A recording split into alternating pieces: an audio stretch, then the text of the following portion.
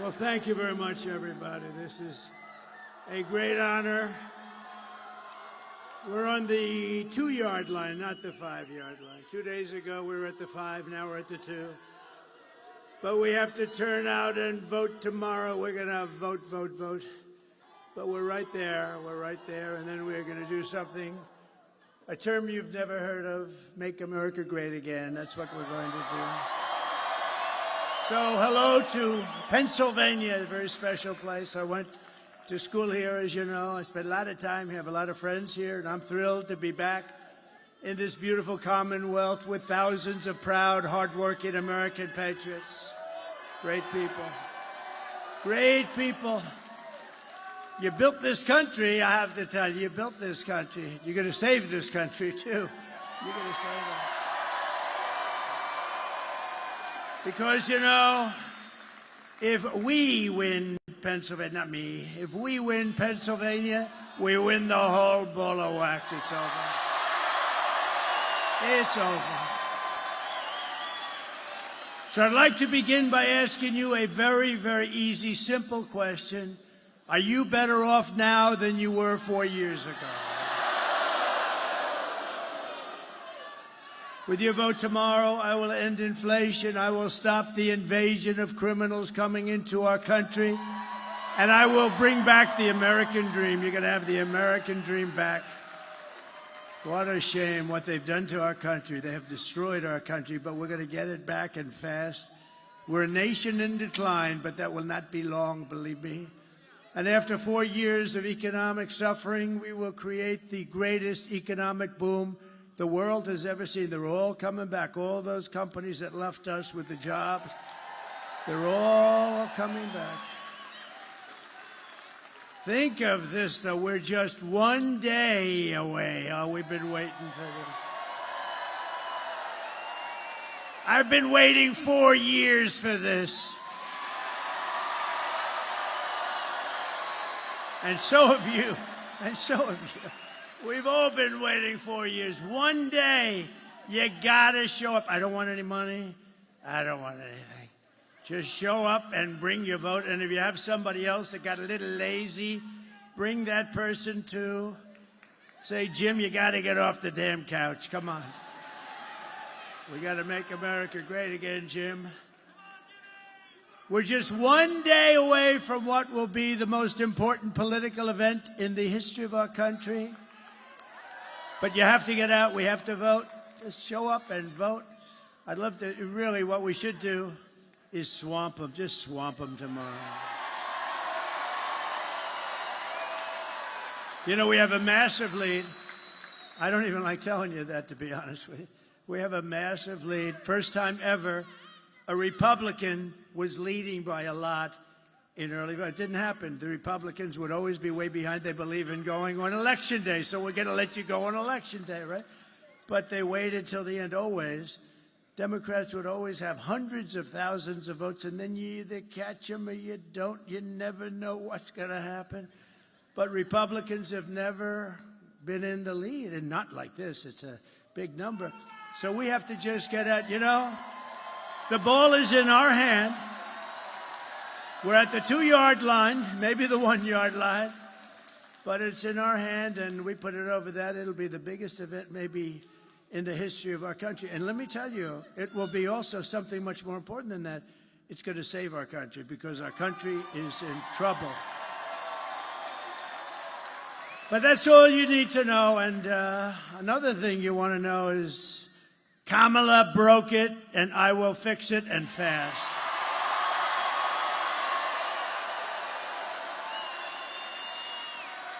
America will be bigger, better, bolder, richer, safer, and stronger than ever before. This election is a choice between whether we will have 4 more years of gross incompetence and failure.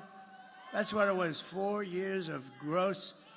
Nothing good happened. What good happened? They cheated on their numbers. You saw last week they cheated on all their economic. We're in like a depression territory. I'll give you a little advance notice, 12,000 jobs. When did you hear that? That's like for Walmart. That's not for us. That's not for a country. It's 250, 300, 400, 100, 12,000. We lost hundreds of thousands of manufacturing jobs over the last month. Think of that. It's going to be that, or whether we will begin the 4 greatest years in the history of our country. We're going to make these unbelievable years, and we're starting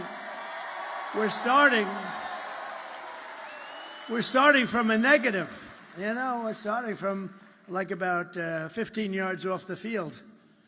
We're not starting at the 20. We're starting from 15 yards off the field. And speaking of football, maybe we can get the NFL to drop that ridiculous kickoff sit. What the hell are they doing? What is that? I watched the game the other day. I said, what the hell happened? They just kicked off and nobody moved. Oh, well, that's up to them. This will be the golden age of America. Tomorrow, it's a beautiful term, isn't it? I was saying before, I was just proofing and reading and studying and all that stuff, and what a beautiful term, the golden age. We're going to be in the golden age. Won't take long.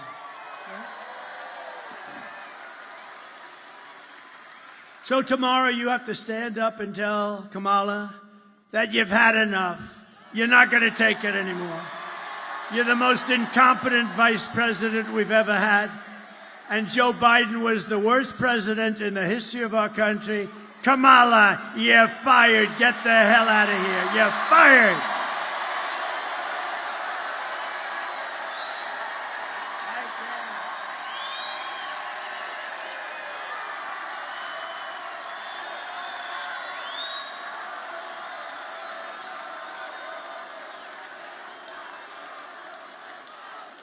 This is a hell of a nice place. Thank you. With your vote, we're going to win Pennsylvania, and we're going to defeat Kamala and those radical left, what they're doing to our country. Crazy Nancy Pelosi. What's about her?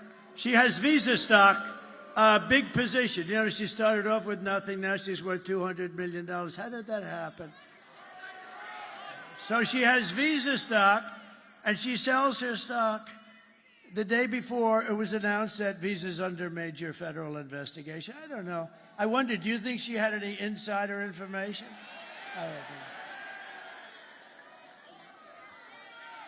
It's disgrace. Honestly, she's a disgrace. They ought to throw her the hell out of Congress. We are going to make America great again, and it's going to be fast. We're going to do it fast. We'll fast track it.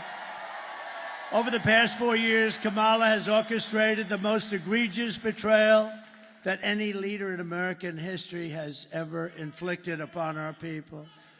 She's violated her oath of office. She's eradicated our sovereign border and unleashed an army of gangs and criminal migrants from prisons and jails, insane asylums and mental institutions from all around the world, from Venezuela and the Congo in Africa, stealing countless American lives. And these are rough customers that are coming, much rougher than almost anybody in this room, other than the other night I had the Penn State national champion wrestling team. Think of this. They have a great coach. They've won exactly 11 out of the last 13 national championships. And I looked at these guys. They came up. I brought them up. And we were at Penn State when we did a little bit of a rally. It was a little rally that we could have sold the place out about 15 times. But we brought them up. I heard they were here, and I brought them up. And they had more muscle than I ever saw in any human being. And I looked at them and I said, you know, fellas, you may be the only ones in this room, in this country, that could take the migrants in a fight. You may be the only ones. Then I said, but they fight dirty. They use knives and guns, and they do, and they are vicious, and they're tough. And we're going to get them the hell out. We have to. Our country's being destroyed. Our country is being destroyed. Here today, there's an incredible woman who I got to know, actually, over this tragedy, Patty Morin, whose heartbreaking story is a tragic warning of what will come to every city in America. It's coming to every city. It's already there. I mean, they don't want to even talk about it, but it's coming. It's only going to get worse. And by the way, 21 million people she allowed in, open borders. We have no idea who they are, and many of them are bad. If she ever won, I hate to even mention the concept, she's incompetent. If she ever won, she would have open borders the following day after the election, and you wouldn't have 21 million people, which is a record in history. You would have 221 million people coming over the next 4 years. And you could forget about your country. You would have no chance. Patty's wonderful daughter, Rachel Morin, was a 37-year-old mom of 5 precious, beautiful children. Rachel lived in Maryland, 1,500 miles from the border. Last year, while Rachel was out on a run, she wanted to always stay in good shape. Right near her home, she was brutally raped and murdered by an illegal alien who was led into the United States by the ridiculous open borders policy of Kamala. The savage who committed this heinous crime first killed another woman in El Salvador before walking across Kamala's open border. Come in and please come in. We'd love to have you into the United States. Isn't that wonderful? He then attacked a 9-year-old girl and her mother in a home invasion in Los Angeles, beating the hell out of both of them before murdering Rachel. Patty is really special. I got to know her. We had lunch together, and she's a very great woman. She's just like, look, there's nothing you can tell somebody when that happens. You can't say, oh, well, time. I don't know. Sometimes time's good. Sometimes it makes it worse. I've had them say it's worse now than it was 10 years ago. But Patty's a fantastic person. I'd love to call her up. She'll say a few words about her beautiful daughter. Please. Patty?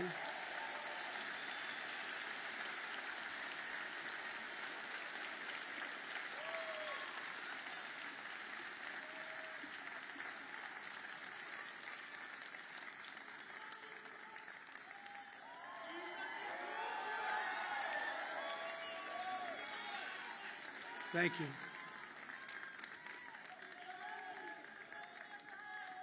Thank you.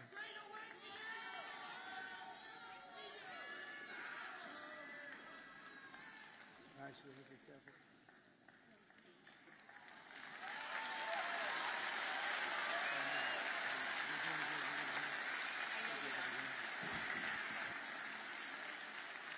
Thank you. Rachel, if you knew Rachel, everybody in our town knew Rachel. They loved her. She was a tiny little Spitfire. She was like 5 feet, 5'2". She loved her children. She was very dedicated to them. She was a small businesswoman. She worked very hard to support her children. She was physically active. She took very good care of herself. And after she passed away, we did a walk in our town. And we had over 2,000 people come out to the walk. And of the people that came out to the walk, they said to me, I didn't know her personally, but we bought coffee at the same place. And she always said hi, and she always had a smile. I had on the walk people that had immigrated into this country. And one of them that really touched my heart was a tiny little Cuban lady. She had left her country and had come here for safety reasons.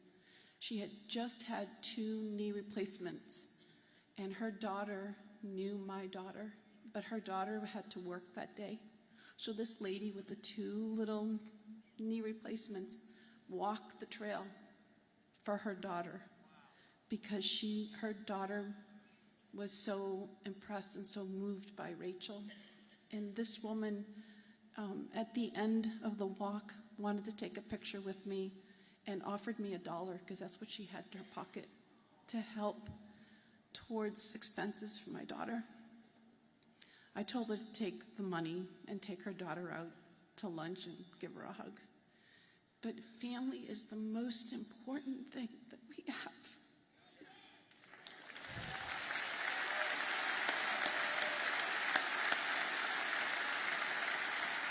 There's a proverb, and the proverb says, when a righteous man reigns, the people rejoice. But when wickedness reigns, the people mourn. And it's been 4 years of our country mourning because of the hardships that have been inflicted on us that are unnecessary, totally unnecessary. So thank you for allowing me this time. Thank you very much. And this is our next president of the United States. He's an awesome man. Did you get your eyes fixed? Not yet, we're working on it. You got that on, huh? Yeah, we are. Thank you, sir. Thank you for this honor. It's an honor of your girl. She's looking down, right? She's looking down. Look at the crowd, how they love you. Yes. Yes. The girl's looking down. You're gonna make me cry. Mm-hmm. You're gonna make me cry. Thank you. Come on, let me walk you out.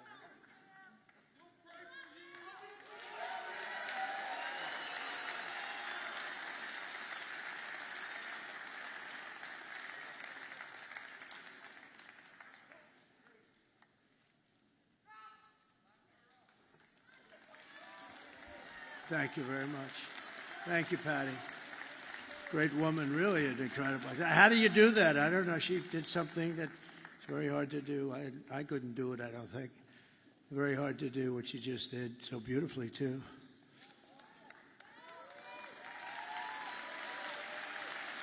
And last night we had a woman from Puerto Rico, Carmen, lost her daughter, Mimi, same kind of thing. A migrant came in from a country, just brutal. They're just killers. I mean, they don't care. Her daughter was also beautiful. And Rachel was beautiful. But it was a similar thing, killed. And the woman got up, killed 5 days ago. And the woman got up and she just spoke. And both of them, the job is to do that. I don't know how you do it, but they are incredible. They're incredible people. We have incredible people in this country, I tell you. And we can't let savages come in from other countries and take them out. We can't let these animals come in for other countries. They come in and they take them out, and then they're protected by the radical left. It's a terrible thing that's happening, and it's levels. When I was in this debate with the three people, 2.5, I figured, the 2 anchors and a half a candidate. And David Muir, when I said about, no, crime's way up. No, it's not, it's down. I said, am I debating you? And the next day, somebody at Justice Department actually likes me. They released the numbers. It was up 45%. Crime was up, way up right now. And you have a new crime that you can add. It's called migrant crime. And it's as vicious as there's ever been. It's a level of viciousness. And I put up tapes, but you know, the problem is the fake news never puts the tapes on. A friend of mine calls me. And he says, I watch all your rallies. They're the greatest rallies. But you know, when you put those tapes up, the cameras, look at all those cameras over there. They don't have one camera that goes, and all it has to do is go an inch here, an inch here, and you have it. They don't put them on television because they don't want to see the horror show of those tapes. So I don't even bother with them anymore because it's ridiculous. Isn't it ridiculous? And you know, it would be actually better for the networks, better. I mean, you're showing things of great interest, and they're horrible to watch. They're horrible to watch. But I don't put them up anymore pretty much because they won't put them on. They won't move the camera an inch and an inch. Isn't that terrible? You know why? Because it's fake news. The day I take the oath of office, the migrant invasion ends and the restoration of our country begins. The United States is now an occupied country, but it will soon be an occupied country no longer. It's not going to be occupied long. If you had the tapes, you'd see where they take over apartment complexes in Aurora, Colorado. I hope Colorado votes. You know, Colorado, the governor, is a weak, ineffective guy. He's a radical left lunatic, and he's petrified of the people. It's a gang from Venezuela, very nasty, along with MS-13. They're probably the 2 worst gangs. They're vicious, vicious. He doesn't know what to do. All talk, you know, they're all talk.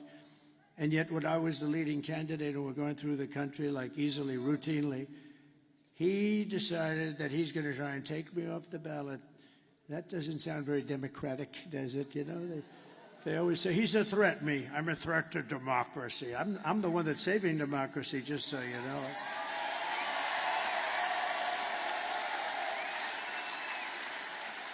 And this weak, ineffective governor got his attorney general to push it, and they tried to take me off the ballot. It went through a whole court system, and the Supreme Court of the United States, and it was very important that they did this. They voted 9-0, including the 3 justices that sometimes would maybe not vote for something like this. I have respect for them.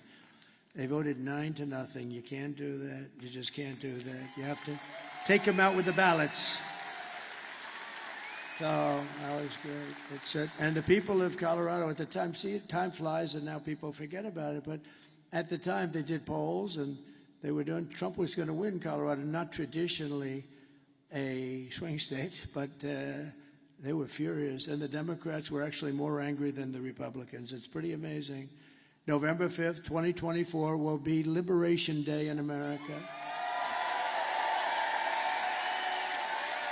And on day 1, I will launch the largest deportation program of criminals in American history. We're going to get them out. We have to. Dwight Eisenhower has the record. He was a very moderate kind of a guy. He was a good general. He was a good president, too, better than a lot of people think. He built the interstate system, did a good job, but he hated the concept of people pouring into our country, and he has the record, but we're going to unfortunately beat the record. It's not something I want to do. But this is not sustainable by any country. They're taking over your towns, your schools, your hospitals.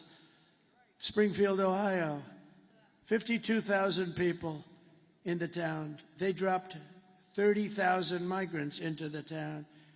And now they can't use their hospitals. They can't use their school systems.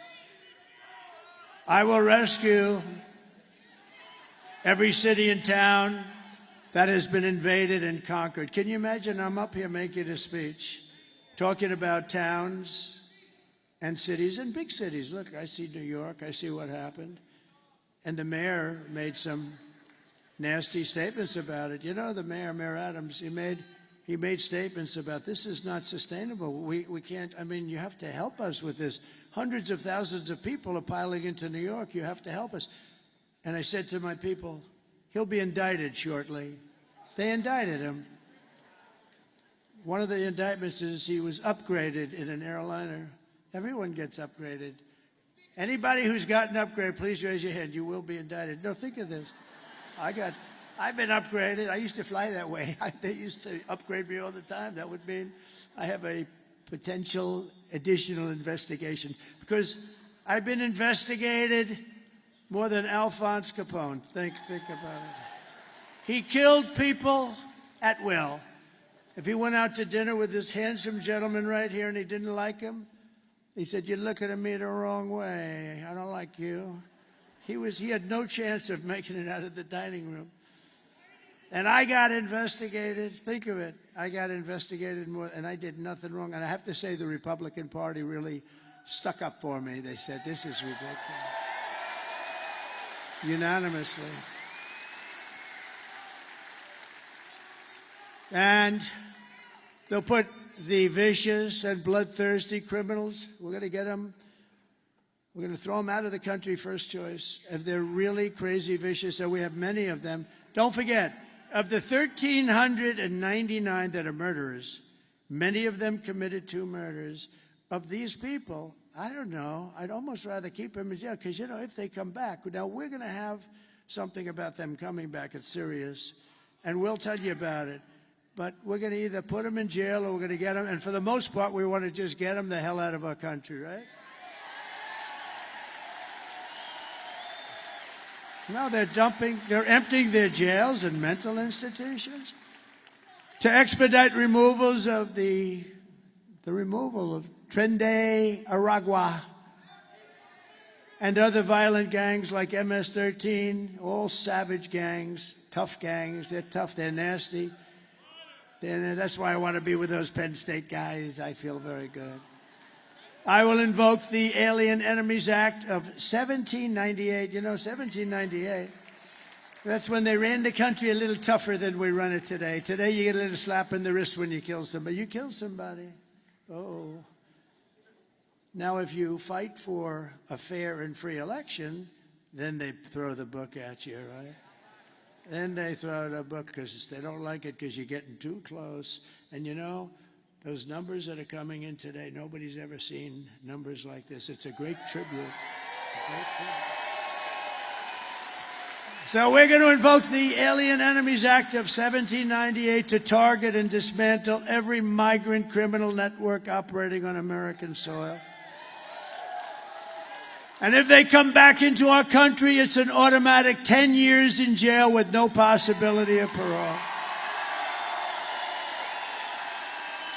And I'm hereby calling for the death penalty for any migrant that kills an American citizen or a law enforcement officer.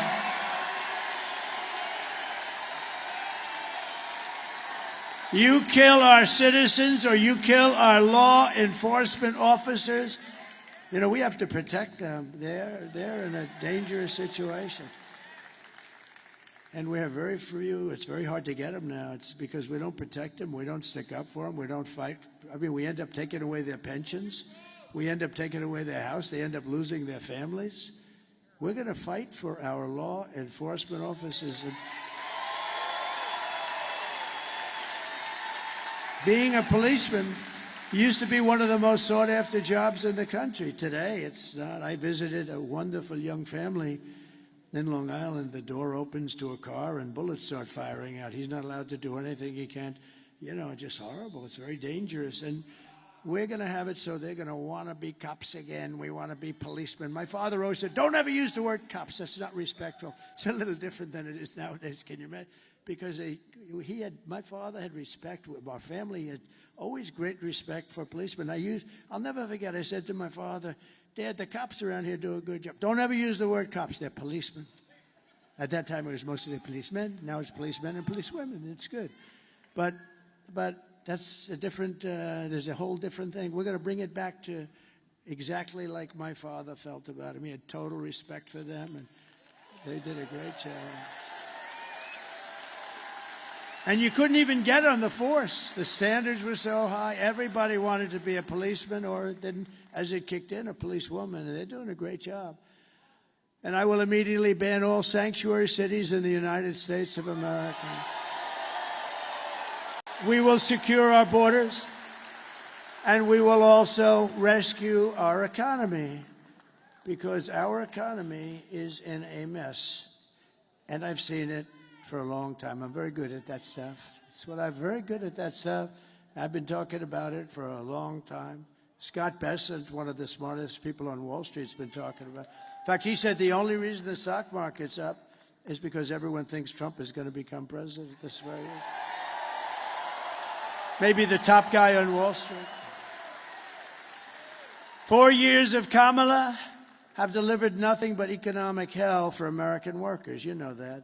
Her inflation disaster has made life unaffordable and cost families over $30,000 in higher prices. It's the cost. People tell me all the time, I actually talk to a lot of people. It's hard to believe. If I'm in a group, I say, come here, what do you like the best? Well, my groceries are too. They're always talking about groceries and the cost of cars, the cost of everything. The cost of anything. It's all inflation that they created. They created it so stupidly with screwing around with my energy policies. I had oil. At $1, I thought it was 87. I was corrected by the government. It was $1.84 a gallon. Think of this. And today you're at $4 and $5 and actually going up. It's going to go up a lot. By the way, the day after the election, if something bad happens, you'll see oil at 10, 12, 15, because these crazy people are trying to force electric cars down your throat. And we like electric cars, but they're not for everybody. And by the way, Elon Musk is incredible, what he's done. What he's done. Do you know where he is right now? He's in Pennsylvania fighting for the election. He's campaigning, Elon. That 22-story rocket ship last week, did you see that? It's coming down. I say, oh, no, it's going to crash. Look at the gantry. It's coming too sharp. Stop it, stop it. I didn't know it was him. I figured it was him because he's so far advanced. You know? Who else could do this kind of stuff?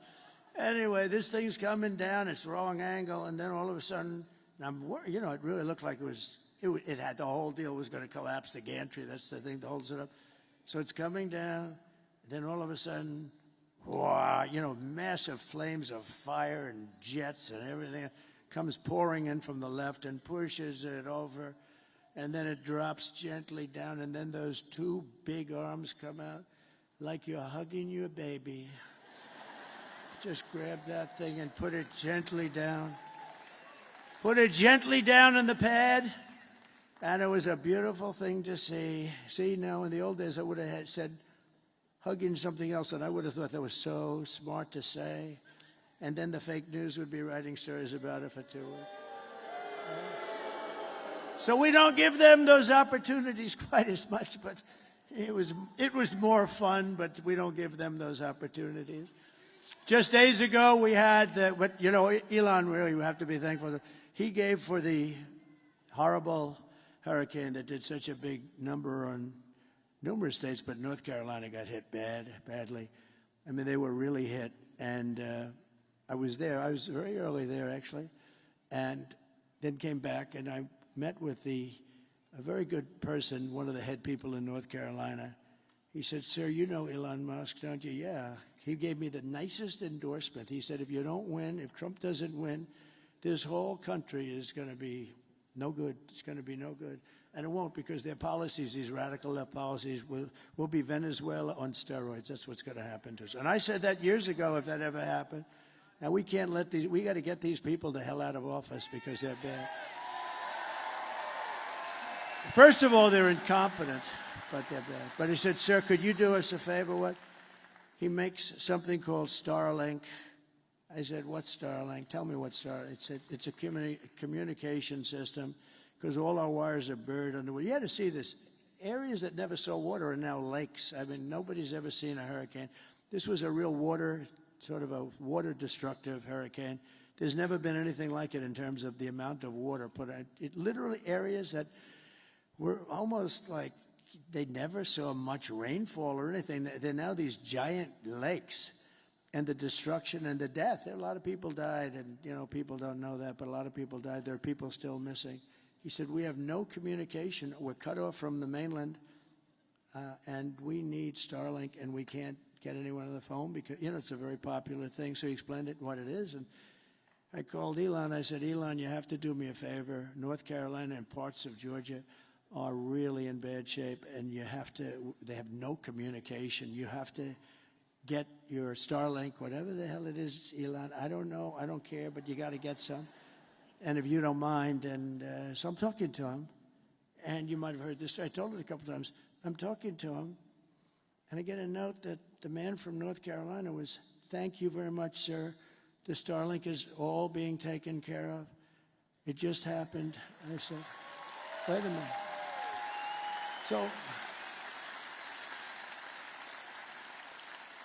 So I said, "Elon, did you approve that?" "Yeah." "How the hell did you approve it? You're talking to me on the phone." He said, "Well, I'm able to do two things at one time." And they got so much Starlink, and I said, "How is it?" He said, a week later, I said to the guy, "How is it?"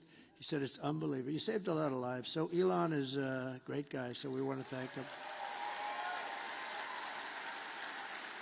Just days ago, we had the worst jobs report in modern history. This is the one. I always said, I don't want to be Herbert Hoover. I don't want to be Herbert Hoover. And I've been talking to you about this is going to happen, and I think we can now say it's in the process of happening.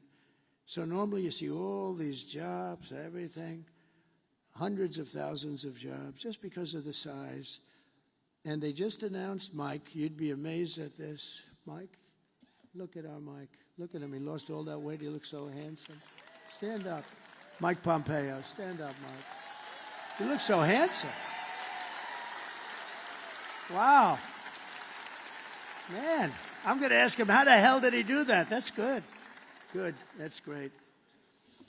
But I just said, 12,000, and this is an unbelievably, like an unthinkable number. I've never heard of a number that low. I've never heard of it. It's been decades. And I heard that, and then I heard 30,000 private sector jobs were killed in a single month, and nearly 100,000 manufacturing jobs have been wiped out just since the beginning of the year. 100, and those manufacturing jobs are gold for us. I mean, you know, those are the people that make the product. 150,000 Americans joined the unemployment rolls in October, and nearly 250,000 people dropped out of the labor force. Did you ever hear numbers like that? That's like a depression.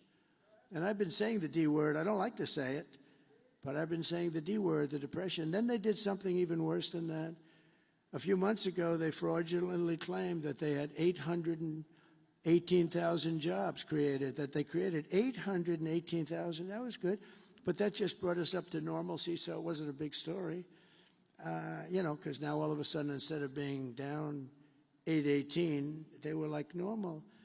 And when in fact, none were created. It was a fraud. And the papers refused to write about it as a fraud because they're fake. And it was a total lie. They thought they'd be able to get away with it through the election. They didn't want to have this information come out before the election. See, and I look up to this guy. Thank you very much. Because this would, in normal times, right? This would, in normal times, be a disqualifier. Do you know she's using my term now? Do you believe it? She uses everything I do. She uses, even Saturday Night Live, they copied. They copied. Think of that. Oh, she was great. They copied my routine. I did it a long time ago. They copied the same routine. I think I did it better, actually. I think anybody could have done it. I think anybody could have done it better, Dan, right? But fortunately, there was a whistleblower on the 818, and I thought it was an amazing thing, so it got released. And now, to add to it further, they've just revised other past reports, jobs reports, down by 112,000 other fake jobs were reported. For almost 1 million fraudulent jobs were created, and it all got released right now in front of the election. One day, I mean, it was 3 days that we heard about it, but we're talking about it now. And normally this would be a disqualifier. This would be, you wouldn't be able to even run for office. Meanwhile, 100% of the net jobs created in the last year have gone to migrants. They haven't gone to American citizens. Did you know that? These are depression-type numbers, and that's where we're heading if she's elected. You have a depression, I don't mean like a recession. I mean a depression with a capital D. Under my leadership, we are quickly going to turn this economic nightmare into an economic miracle. We're going to do great things. You are.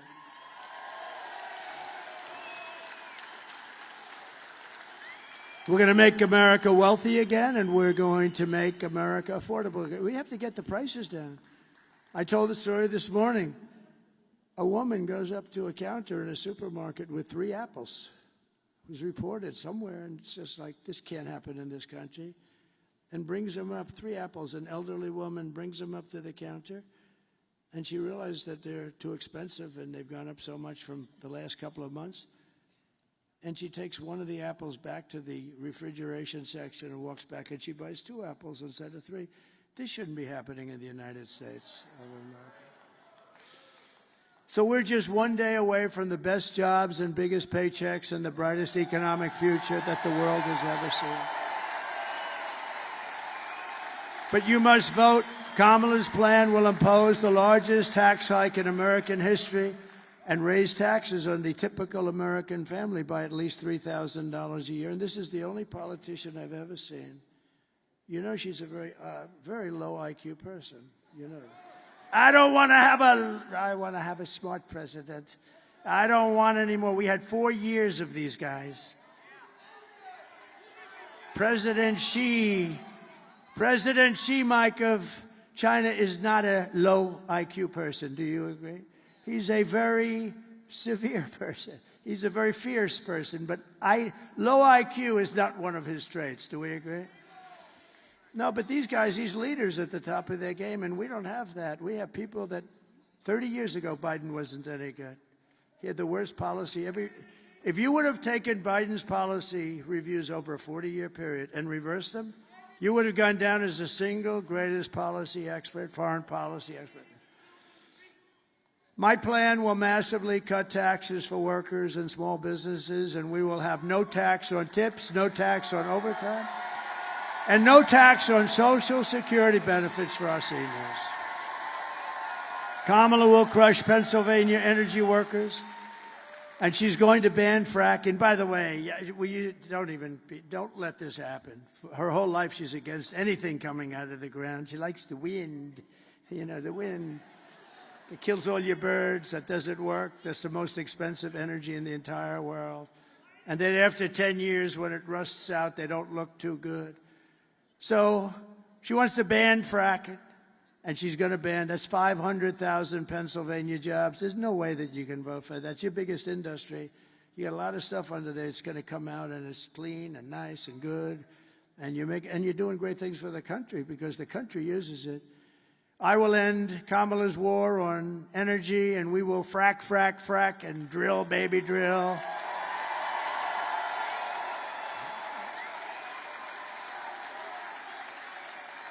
And I will cut your energy prices, all of your energy, gasoline, for the house, air conditioning, heating, everything, in 1 year from January 20th, which would be the day we take over. Oh, it's so close, but still dangerous. These people, how would you like to be Putin and you want to call the United States and you have no idea who to call? No, it's true.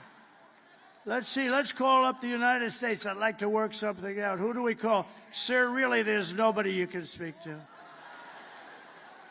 I just thought of that the last couple of days. They want to make a deal, Mike, and they have nobody to speak to. Maybe they'll speak to the guy right alongside of you.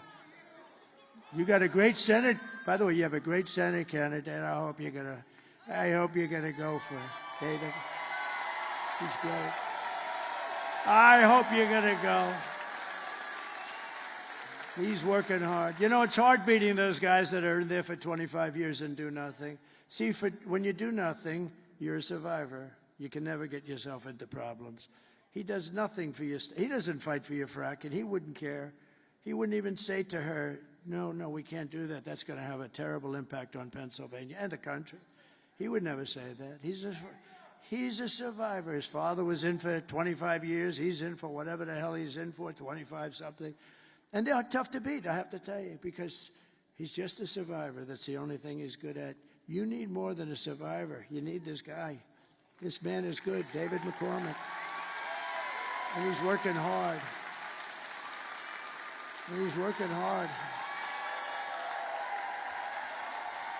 Get him up here. Come on, David. Come on. We got to get him. David McCormick. And I tell you, I've known him for a long time. He was a winner in school. He was a great soldier. Everything was good. Everything was good. You have a chance to get somebody outstanding. And what you have now is not outstanding. Thank you, sir. Thank you. All right, Keystone State. It's going to happen right here. It all comes down to here. We have a choice. We have a choice between strength, that guy who said fight, fight, fight, and weakness. We have a choice between common sense policies and a radical liberal agenda. You have a choice between a senator who's going to fight with this guy for change or the status quo. We've got to win this election. It's the most important ones of your lifetime. President Trump's putting it all out there. I'm putting it all out there. We need you to do everything you can do to take our country back.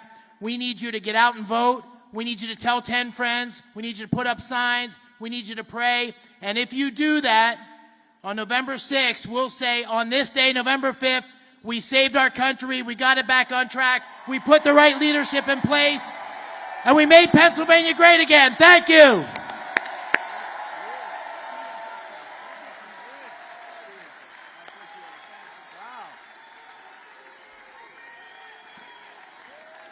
Wow. We have some other senators here, and I have to tell you, I think they're looking forward to having him as a partner in the Senate. We have some good ones, too. Senator Bill Hagerty, Tennessee. Tom Cotton, a great guy. Tom Cotton. Tom is a great guy. Arkansas. And Marco is Marco. He's fantastic. Thank you, fellas. Thank you, fellas. That's a great group of people. I heard Marco, that little speech he gave, that was pretty, I didn't understand a damn word he was saying. But he's great. You have a lot of members of Congress, but just a few of them that I have to because they're outstanding. They're outstanding people. John Joyce, Lloyd Smucker, Dan Muser, G.T. Thompson. These guys are all warriors. Stand up, fella. They're warriors.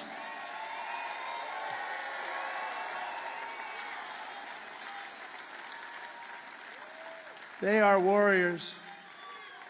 And Arkansas Governor Sarah Huckabee Sanders, she's doing a fantastic job.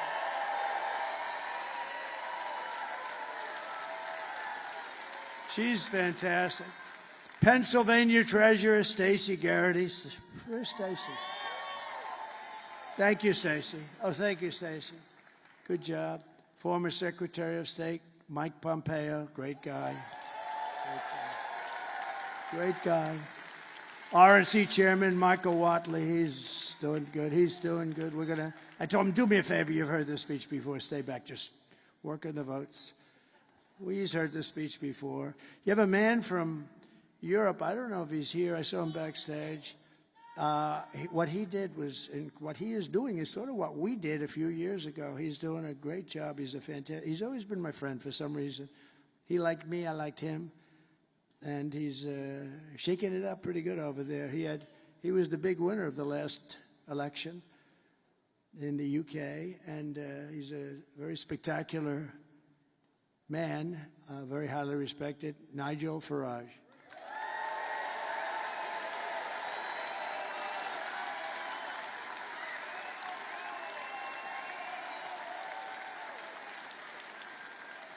He's a little bit of a rebel, but that's good. You know, that's good. Don't change, Nigel.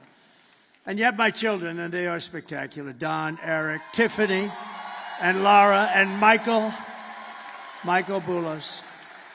And Tiffany's going to have a baby very soon. Going to have a baby. Tiffany's having a baby. Thank you very much. That's really great. They're very good. They're very good kids, and a lot of friends are here. Steve Witkoff is here. He's given a lot of money to different charities and all. He's really, really something. Oh, they're there. I'm wondering why are all those cameras? That's the innocent right there. And you know, Laura is a superstar. Laura is like unbelievable. Laura has been unbelievable.